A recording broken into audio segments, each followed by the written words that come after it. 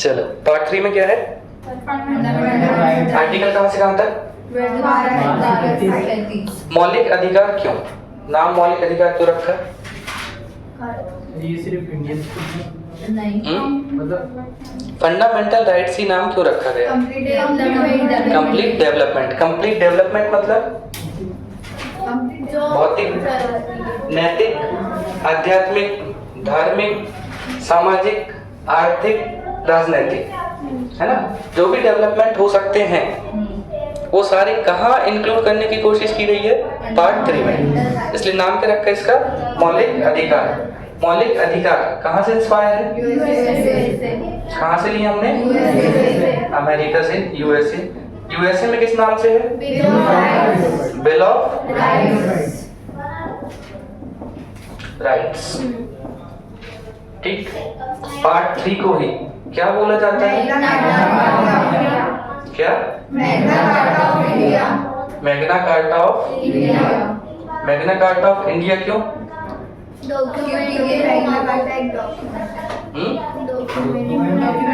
कौन सा डॉक्यूमेंट्स? पूरा बताओ।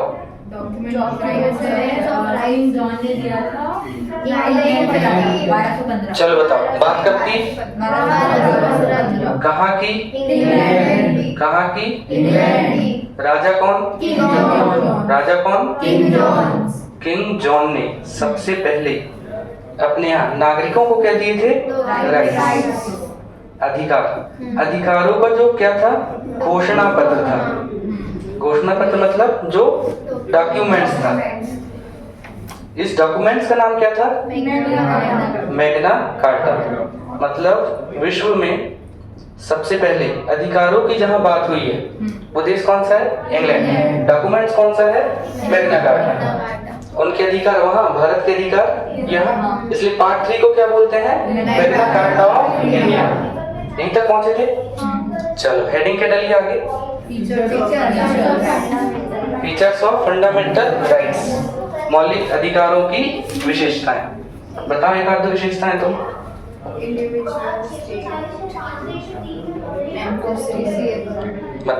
मतलब समझाते जाओ। मतलब अगर नहीं मिलेंगे तो सुप्रीम कोर्ट जाया जा सकता है। हाँ, और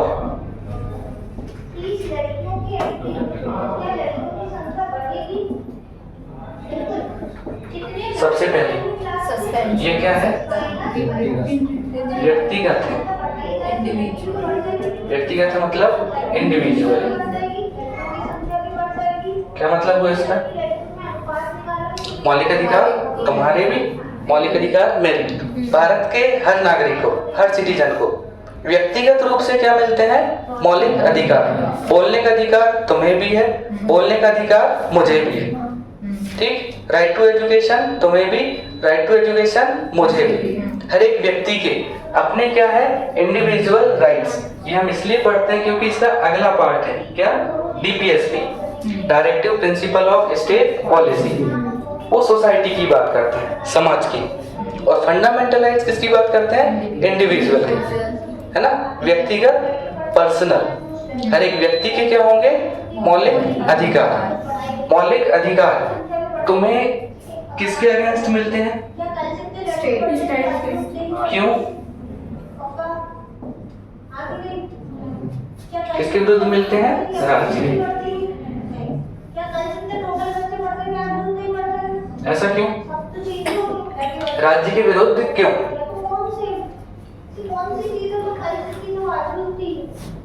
हाँ बताओ। नियम बनाने की शक्ति किसके पास?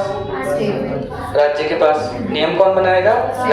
राज्य, स्टेट। ऐसा कोई नियम बना दे जो तुम्हारे मौलिक अधिकारों को क्या करता हो? हनन, वायलेशन, तब तो दिक्कत हो जाएगी। कॉन्स्टिट्यूशन में डाल के फायदा ही क्या? तो बार बार पार्ट 3 में, भाग 3 में किसको इंस्ट्रक्शन दिए गए हैं? स्टेट को, कि आप ऐसा कोई नियम, ऐसा कोई कानून, ऐसा कोई एक्ट नहीं बनाएंगे जो मौलिक अधिकारों को क्या करता हो? हनन, है ना? रिस्ट्रिक्शन लगाते हैं। राज्य की जो नियम बनाने की शक्ति है उनको क्या करते हैं? सीमित। इसलिए हमने क्या बोला, किसके विरुद्ध मिलते हैं, राज्य के। फिर भी यदि राज्य नियम बना दे तो तुम्हारे मौलिक अधिकारों का हनन करता हो, क्या करोगे, सुप्रीम कोर्ट जाएंगे, कोर्ट जा सकते हो सीधे, है ना। पार्ट 3 यानी मौलिक अधिकारों के मामले में हमें डायरेक्ट कहाँ जाने की परमिशन है, सुप्रीम कोर्ट। हम क्या बोल सकते हैं, मौलिक अधिकार कैसे हैं, वाद योग्य। वाद योग्य मतलब जस्टिशिएबल। बाकी अगर कोई मामले रहते हैं तो डायरेक्ट सुप्रीम कोर्ट नहीं जाया जा सकता। कोई भी केस हो हमेशा कहाँ से चालू होते हैं, निचली अदालत से। डिस्ट्रिक्ट कोर्ट जाओ, फिर हाई कोर्ट जाओ, फिर अंतिम अपील करने कहाँ जाओ, सुप्रीम कोर्ट। लेकिन मामला यदि किसका है, मौलिक अधिकारों का, फंडामेंटल राइट्स का, तो तुम डायरेक्ट अपने अधिकार जाके कहाँ मांग सकते हो, सुप्रीम कोर्ट में। दूसरे शब्दों में इसको कह सकते हो तुम, किसका संरक्षण प्राप्त है, न्यायालय का संरक्षण प्राप्त है, मतलब प्रोटेक्टेड बाय।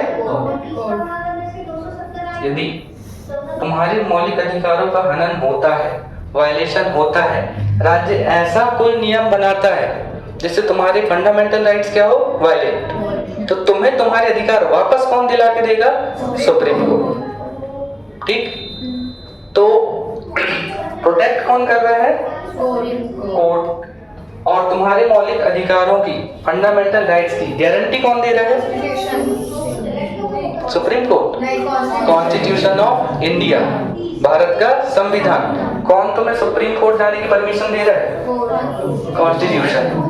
कॉन्स्टिट्यूशन में लिखा है ना, मौलिक अधिकारों का यदि हनन हो तो आप कहाँ जा सकते हो, सीधे सुप्रीम कोर्ट। तो गारंटी किसकी, कॉन्स्टिट्यूशन। प्रोटेक्ट कौन कर रहा है, कोर्ट। प्रोटेक्ट कौन कर रहा है, कोर्ट। मौलिक अधिकारों का यदि नेचर देखो, प्रकृति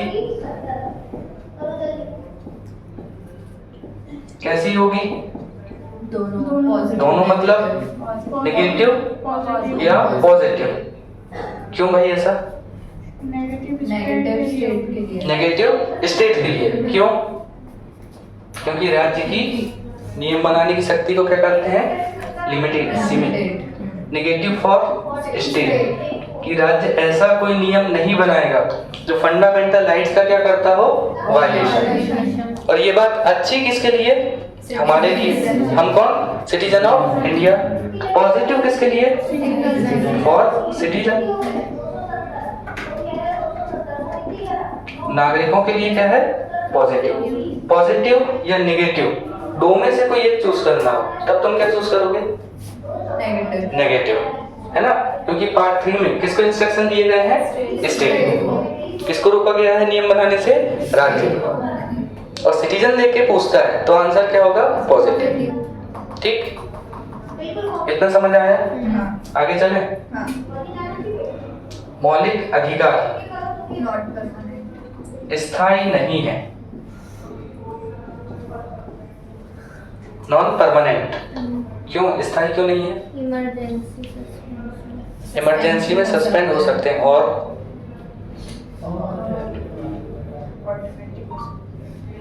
बताओ, स्थायी नहीं है, क्यों नहीं है, चेंज किए जा सकते हैं। कौन चेंज करेगा, पार्लियामेंट। चेंज का मतलब अमेंडमेंट किए जा सकते हैं, इनमें संशोधन किए जा सकते हैं। जैसे ओरिजिनल कॉन्स्टिट्यूशन में हमारे पास एक राइट था, कौन सा, राइट टू प्रॉपर्टी, संपत्ति का अधिकार। पार्लियामेंट ने 1978 में हटा दिया, लेकिन 1950 में हमारे पास राइट टू एजुकेशन नहीं था। 2002 में right to education article 21A क्या कर दिया, ऐड। तो संसद चाहे तो हमारे अधिकारों को क्या कर सकती है, घटा बढ़ा सकती है। इसलिए हमने क्या बोला, स्थायी नहीं है। ठीक, और क्या कह सकते हैं, सस्पेंड हो सकते हैं क्या, हो सकते हैं। हाँ, एक चीज और है, ये सीमित है। सीमित है का मतलब असीमित नहीं है, लिमिटेड है। मतलब कंडीशन के अकॉर्डिंग संसद इसमें क्या कर सकती है, चेंज कर सकती है, इनको सस्पेंड किया जा सकता है ना। किसके हिसाब से, कंडीशन के हिसाब से। क्या फंडामेंटल राइट्स सस्पेंड किए जा सकते हैं सारे या कुछ? कौन कौन से? सस्पेंड मतलब निलंबन, सस्पेंशन पॉसिबल है, बिल्कुल संभव है। कंडीशन क्या बताए? National emergency. तो इसमें क्या लगी हो? National emergency. नेशनल इमरजेंसी लगाने के 3 आधार हैं, 3 आधारों पे लगाई जा सकती। कौन कौन से? वॉर, एक्सटर्नल अटैक और आर्म्ड रिबेलियन, युद्ध, बाह्य आक्रमण और सशस्त्र विद्रोह। इनमें से यदि आपातकाल किस आधार पे लगा है? सशस्त्र विद्रोह। इंटरनल इमरजेंसी लगी है तो फंडामेंटल राइट्स सस्पेंड नहीं होते। कंडीशन क्या है? National emergency. नेशनल इमरजेंसी में भी क्या कंडीशन है? यदि सशस्त्र विद्रोह के आधार पे क्या लगा है? नेशनल इमरजेंसी या राष्ट्रीय आपातकाल, तो मौलिक अधिकारों का सस्पेंशन नहीं होगा। यहाँ तक क्लियर है? आगे चले। चलो, निलंबन संभव है, पॉसिबल है। जैसे ही इमरजेंसी लगी, आर्टिकल 19, आर्टिकल 19 जिसमें क्या है? फ्रीडम, ऑटोमेटिक क्या हो जाएगा? सस्पेंड। स्वतः निलंबित, automatic suspend, number 1। Number 2, article 20 and 21, article 20 और 21 कभी सस्पेंड नहीं होते। क्यों नहीं होते? क्योंकि उसमें प्रोटेक्शन मिलता है कोर्ट, पुलिस। सिंपल समझो, आर्टिकल 21 जीवन जीने की क्या है? स्वतंत्रता। ऐसा नहीं है कि सरकार क्या करे? इमरजेंसी लगाए और कत्लेआम मचा दे, है ना? इमरजेंसी है तो भी क्या है? जीवन जीने की तो आपको आजादी है। आर्टिकल 19 ऑटोमेटिक सस्पेंड होगा। ये कहाँ लिखा है? आर्टिकल 358। हाँ, अकॉर्डिंग टू आर्टिकल 358। अब देखो क्या है? सस्पेंशन, निलंबन पॉसिबल है, बिल्कुल पॉसिबल है। कंडीशन क्या बताई है? नेशनल इमरजेंसी, राष्ट्रीय आपातकाल। राष्ट्रीय आपातकाल लगाने के कितने आधार हैं? 3। कौन कौन से?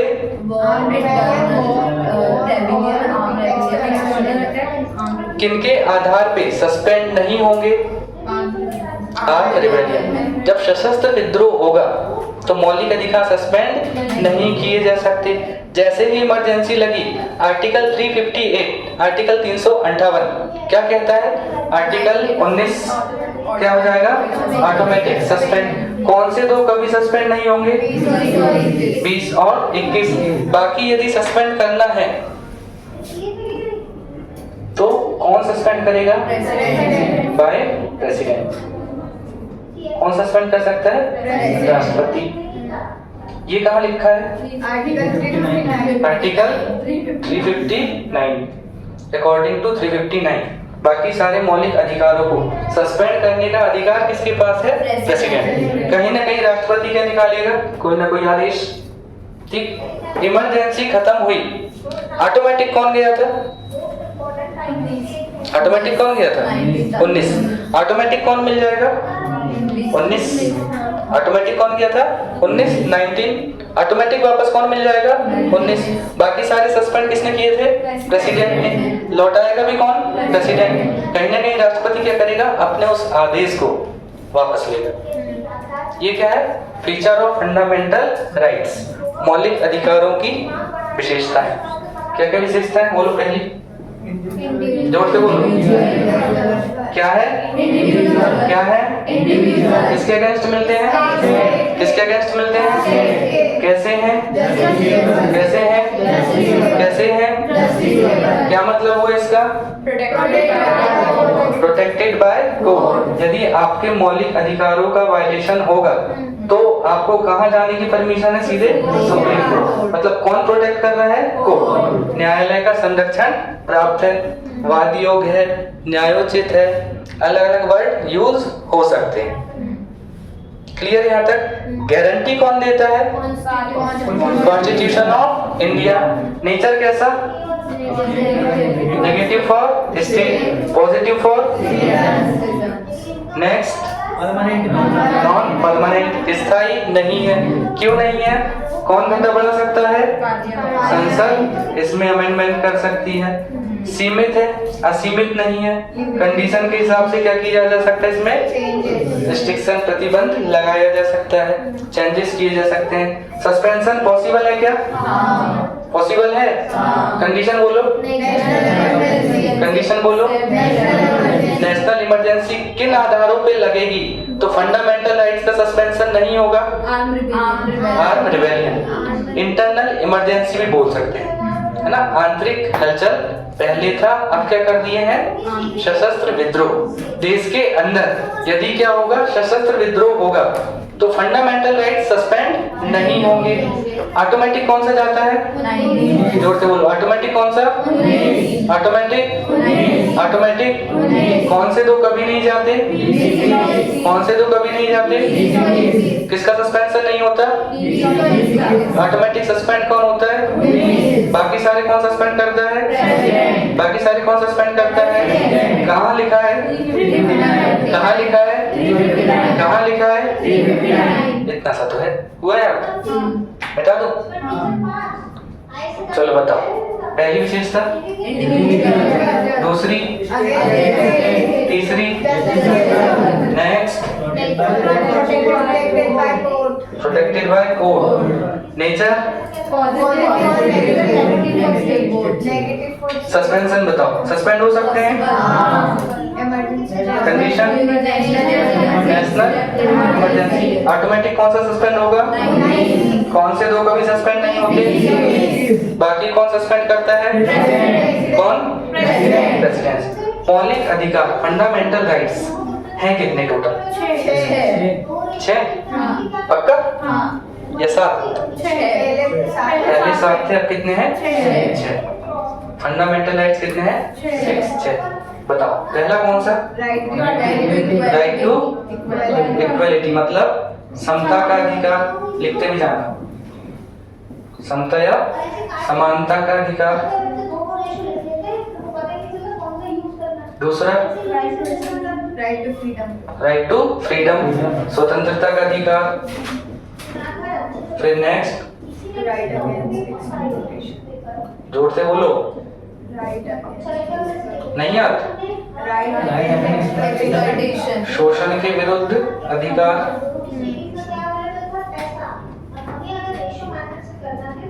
Right against exploitation. कितने हो गए? 3। चौथा कौन सा? कौन सी फ्रीडम? रिलीजियस फ्रीडम, धार्मिक स्वतंत्रता का अधिकार।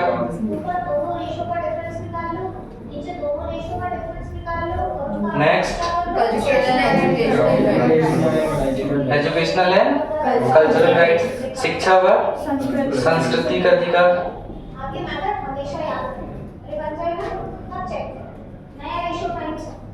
Educational and cultural rights. फिर राइट टू कॉन्स्टिट्यूशनल रेमेडीज, मतलब संवैधानिक उपचारों का अधिकार। लिख लो इन्हें।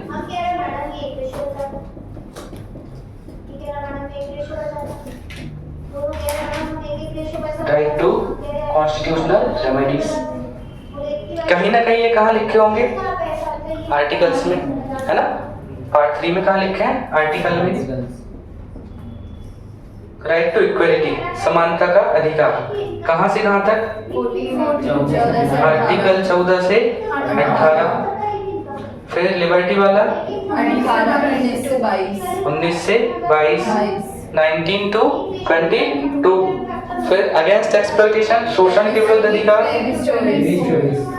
आर्टिकल 23 और 24।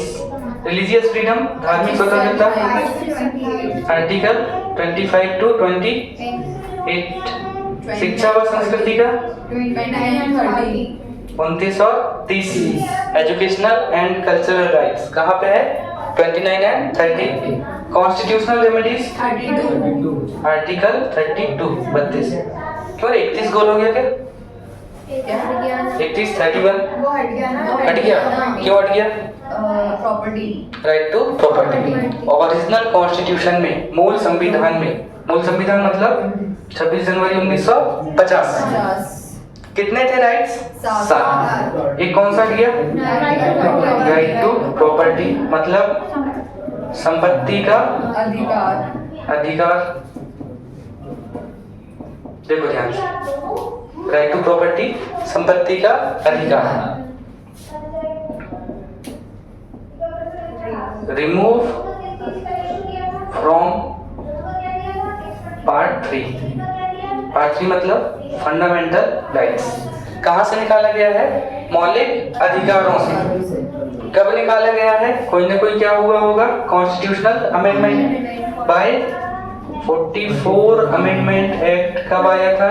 1978। मतलब right to property fundamental right से कब हटाया गया है? 1978। संविधान संशोधन कौन सा? 44। 44 amendment act 1978। Remove from part 3 या फंडामेंटल राइट्स हटा के कहाँ डाल दिए? 300A and insert in article 300A। कहाँ डाल दिए हैं? आर्टिकल 300A में। और इसे क्या बना दिए हैं? लीगल राइट्स, कानूनी अधिकार। आया समझ में? आया? ध्यान से क्वेश्चन सुनो। राइट टू प्रॉपर्टी यानी संपत्ति का अधिकार है। क्वेश्चन समझ में आया? राइट टू प्रॉपर्टी यानी संपत्ति का अधिकार है। ऑप्शन सुनो।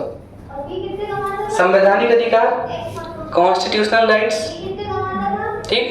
बी लीगल राइट्स, कानूनी अधिकार, और सी फंडामेंटल राइट्स, मौलिक अधिकार। दोनों है? हाँ। कौन कौन से दोनों है? कॉन्स्टिट्यूशनल है। क्यों ऐसा? क्योंकि वो फर्स्ट कॉन्स्टिट्यूशन में था। हाँ। अमेंडमेंट के पहले हाँ। फंडामेंटल राइट्स और राइट्स में डाल के लीगल। पहली चीज तो एक बात ध्यान रखना है, फंडामेंटल राइट्स नहीं है, मौलिक अधिकार तो नहीं है। 300A में क्या बनाया है? आर्टिकल मिल रहा है, मतलब कहीं ना कहीं कहाँ लिखा हुआ है? संविधान में। जो भी चीजें संविधान में लिखी हुई हैं वो हमेशा क्या होगी? संवैधानिक, कॉन्स्टिट्यूशनल होंगी ही होंगी, चाहे कोई राइट्स हो, चाहे कोई बॉडी हो, चाहे कोई पोस्ट हो। संविधान में जो भी चीजें लिखी हैं वो क्या है? संवैधानिक। अपन ने भले यहाँ कहीं पर भी नहीं पढ़ा संपत्ति के अधिकार संवैधानिक है या नहीं, लेकिन आर्टिकल मिल रहा है मतलब ऑटोमेटिक क्या हो गया? कॉन्स्टिट्यूशन। आया इतना समझ? लिख लो। याद हुआ? हाँ ना, जोर से बोलो। और जोर से बोलो। मिटाओ।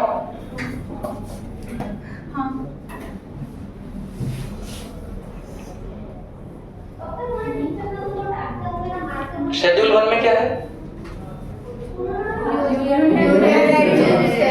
सेकेंड में, थर्ड में, फोर्थ में, फिफ्थ में, सिक्स में, और इससे कौन कौन से? मेघालय, असम, मिजोरम, त्रिपुरा। 8th में, 7th में, 10th में एंटी डिफेक्शन लॉ दल बदल। 11th में पार्ट 3 में क्या है? नागालैंड कब स्टेट बना?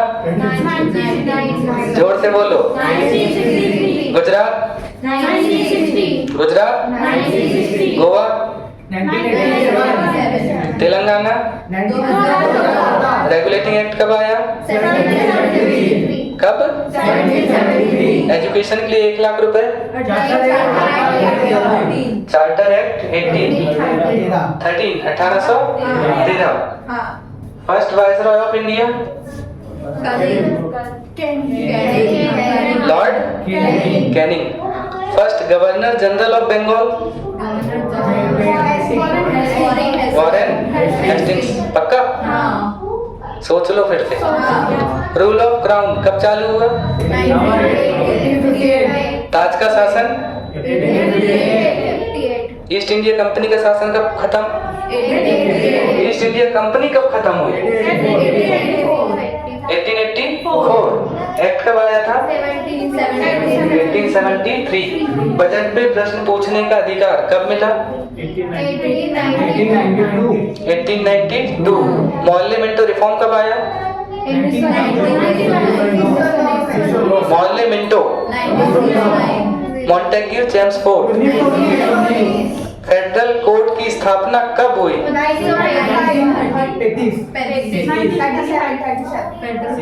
स्थापना पूछी है।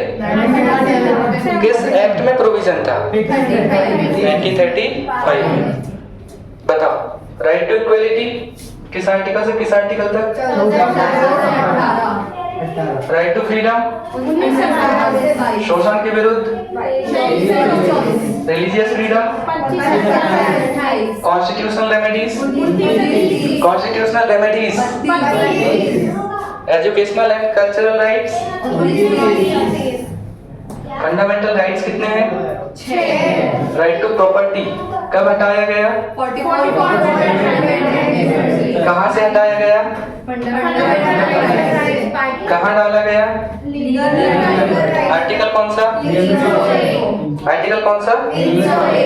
308। याद हुआ? आर्टिकल क्या है? लिखो। आर्टिकल 12 अनुच्छेद 12 क्या है? हेडिंग बताओ। हेडिंग डेफिनेशन ऑफ स्टेट राज्य की परिभाषा।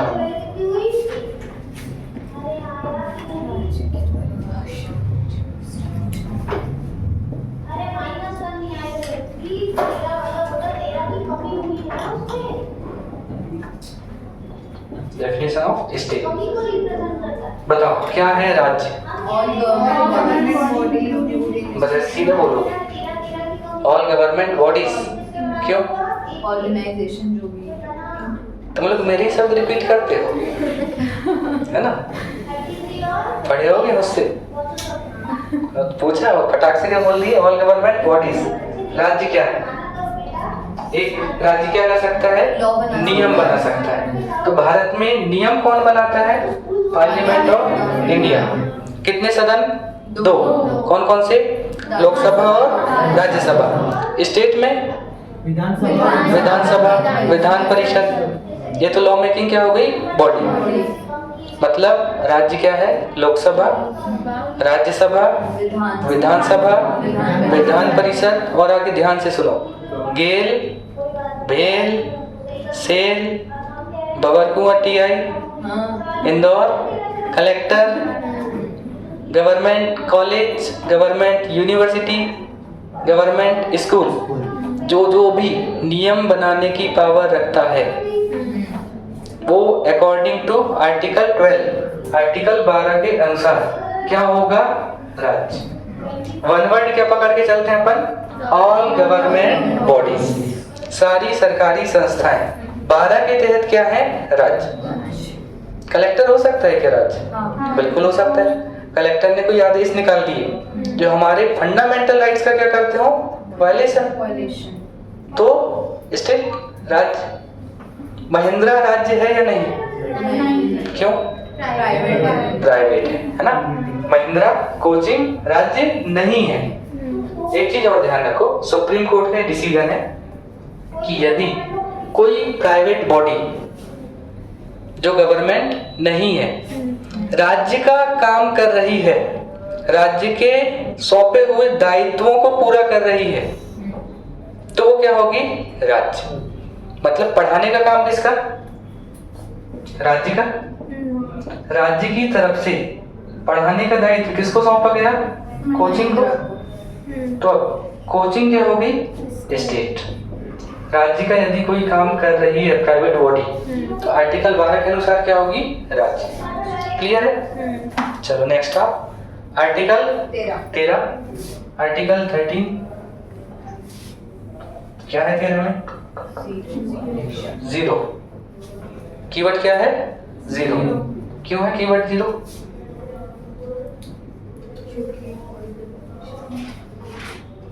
शून्य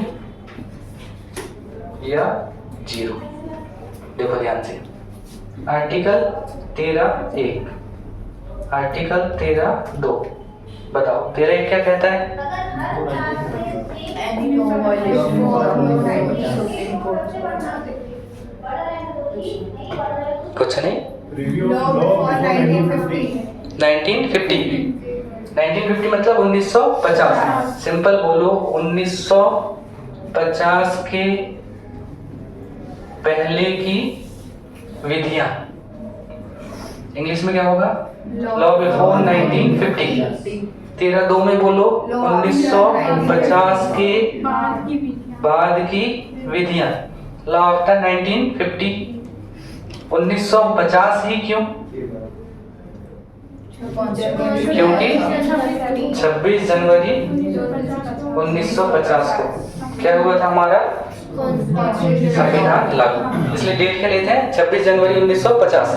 26 जनवरी 1950 के पहले के जो कानून थे, 26 जनवरी 1950 के बाद के जो कानून है, यदि आपके मौलिक अधिकारों का क्या करते हैं? वायलेशन, उल्लंघन करते हैं, तो वो क्या माने जाएंगे? जीरो। इसलिए कीवर्ड अपन ने क्या पकड़ा है? जीरो। ठीक। कोई भी एक्ट आता है, कोई भी नियम है, कोई भी अधिनियम है, उसमें क्या होती है? धाराएं, सेक्शन। देखा है कि कोई भी एक्ट, किसी में 20 सेक्शन हो सकते हैं, किसी में 25 हो सकते हैं। मान लो किसी एक्ट की 7वीं धारा में, 7th सेक्शन में ऐसे प्रोविजन हैं जो मौलिक अधिकारों को क्या करते हैं? वायलेशन। केवल किस में है? 7th सेक्शन में। तो पूरा एक्ट जीरो होगा क्या? नहीं। केवल क्या हटा दो? 7वीं धारा। और पूरे एक्ट में ही ऐसे प्रोविजन हैं जो मौलिक अधिकारों का हनन करते हैं, फिर पूरा एक्ट क्या होगा? जीरो। क्लियर है? आर्टिकल 13(3). 13(3) क्या बोलता है? एक्ट, लॉ, विधि, कानून क्या है, इसे कहाँ डिफाइन किया गया है? आर्टिकल 13(3). 13(1) 1950 के पहले, 13(2) 1950 के बाद, 13(3) विधियां या कानून। 13(4) भी है, सिंपल समझ लो। 13(4) ये कहता है 13(3) के तहत जो भी विधियां हैं, जो भी एक्ट हैं, उनके दायरे से कॉन्स्टिट्यूशनल अमेंडमेंट बाहर है। मतलब जो भी संविधान संशोधन होंगे, संविधान संशोधन करेगा कौन? पार्लियामेंट। पार्लियामेंट कर रही है, मतलब क्या बन रहा है? एक्ट बन रहा है। यहाँ क्या डिफाइन किया गया है? एक्ट। लेकिन 13(4) क्या कहता है? संविधान संशोधन को, कॉन्स्टिट्यूशनल अमेंडमेंट एक्ट को 13(3) के दायरे से क्या रखा गया है? बाहर। मतलब आर्टिकल 368 के तहत 368 में क्या है? कॉन्स्टिट्यूशनल अमेंडमेंट, संविधान संशोधन को आर्टिकल 13(3) के तहत क्या नहीं माना जाएगा? एक्ट नहीं माना जाएगा। 13(3) के दायरे से बाहर है। ये कौन कहता है? आर्टिकल 13(4). याद हुआ? क्या याद हुआ?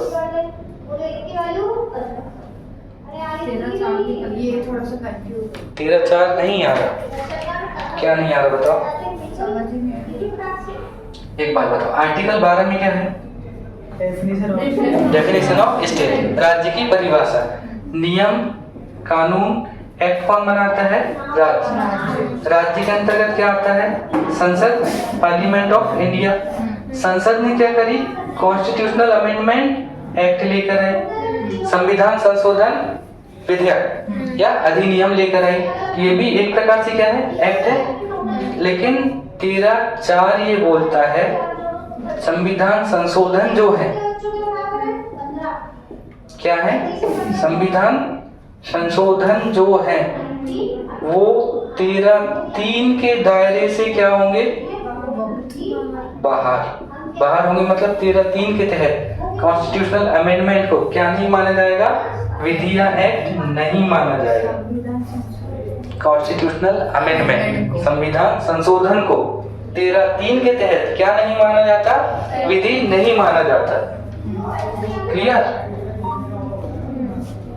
बोलो सियावर रामचंद्र की। बच गए तो? हाँ 3 रे।